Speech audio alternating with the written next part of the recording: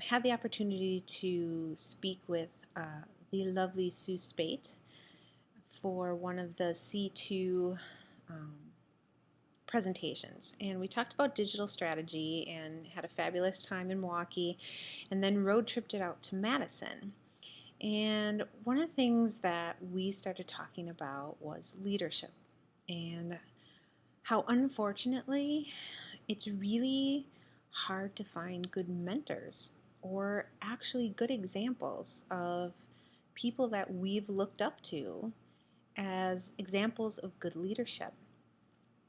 And one of the things that we pinpointed is that leadership really comes through in times of trouble.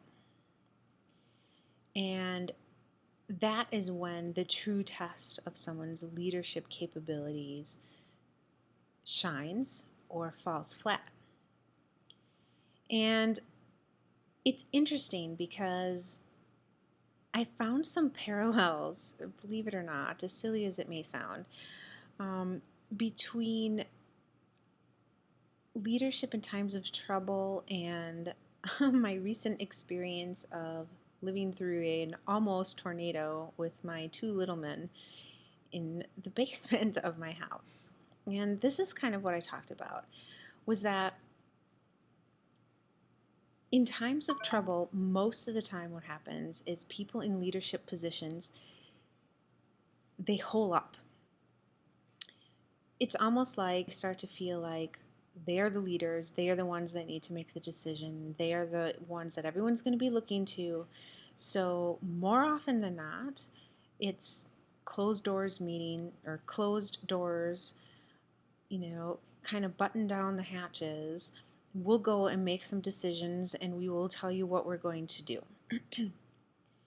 When in actuality, I think it's in times of trouble when transparency and inclusion and all of those attributes that we talk about make a good leader need to be amplified, not downplayed. And leadership doesn't necessarily mean that we have to make all the decisions or that the world is resting on our shoulders in that matter. And here's where the story of the tornado came in. I had two little boys. The tornado's coming straight for us. We sat in the basement on the floor, one under each wing, in front of the computer screen, in front of my iPhone, in front of the TV that was still on, thankfully, watching everything approach. And it was completely open to them. I let them watch the radar. I let them watch the Twitter stream. I let them watch the conversations I was having via text. And those are all things that in normal circumstances I probably wouldn't do because it's not a time and place. But in that moment of panic, that moment of scared, I knew that they needed to know what was going on.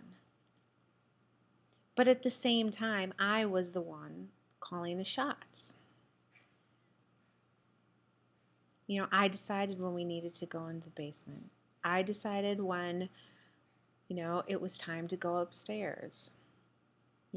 I was deciding what they saw or what they didn't, but it was interesting that my first instinct was inclusion and openness rather than putting on cartoons so they didn't know what was going on or telling them that it was, just a little windy outside. That's not truthful. They were more included in that experience because of the openness that we had. And I just wonder if people that we deal with in leadership positions, if that's how they worked, how different a lot of outcomes would be. People rally around being included but still look for leadership. It's an interesting thought. And honestly, I'm interested in hearing your perspectives. Is leadership really decided in the times of panic?